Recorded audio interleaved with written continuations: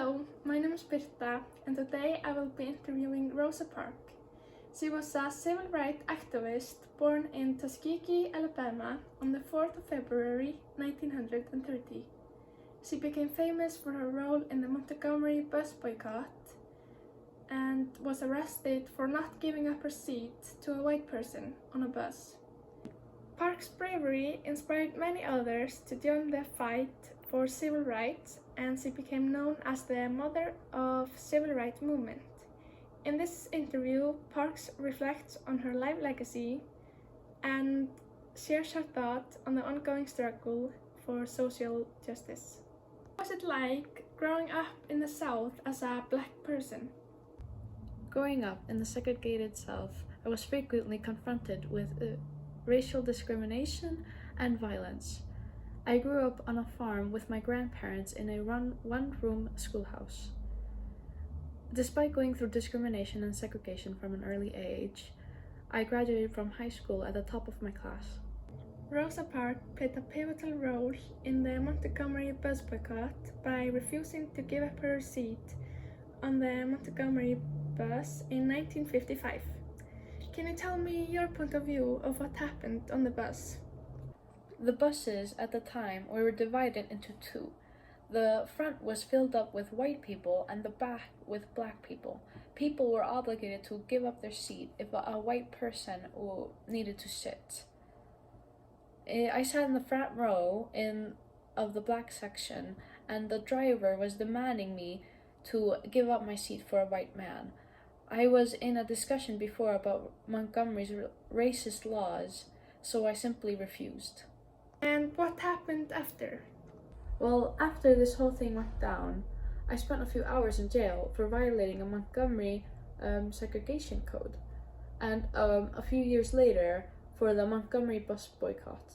What happened during Montgomery bus boycott? The boycott was a tough time for everyone involved.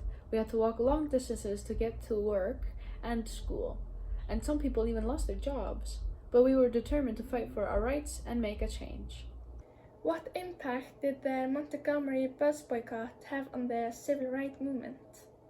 The boycott was a turning point in the civil rights movement.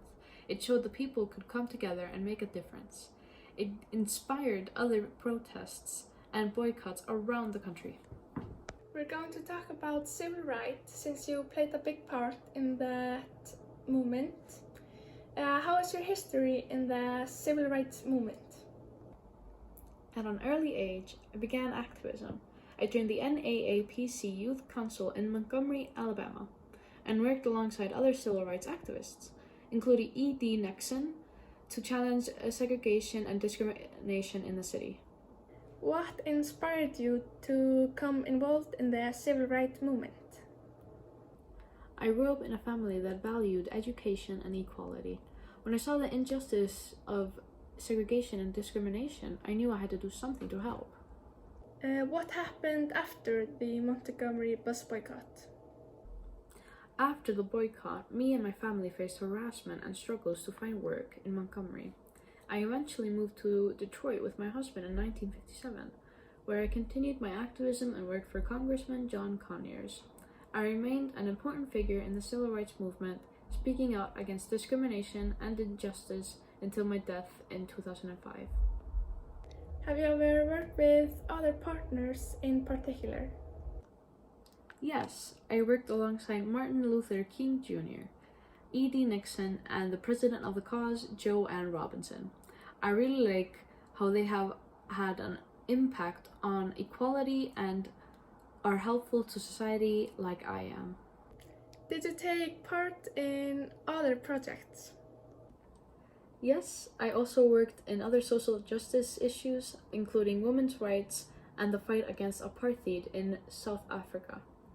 Park received numerous honors and awards for her contributions to the civil rights movement, including the Presidential Medal of Freedom and the Congressional Gold Medal. She is remembered as the symbol of courage and resistance in the fight of equality. Her legacy continues to inspire people around the world and fight for equality. Thanks for watching! Wait a minute!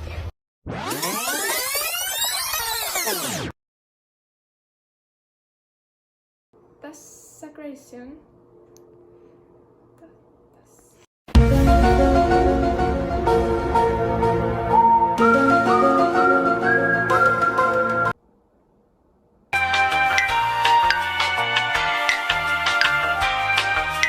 At an early age, I began activism to challenge segregation and discrimination.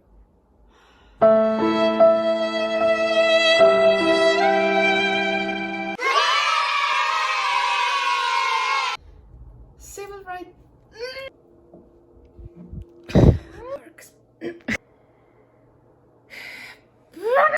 Montgomery.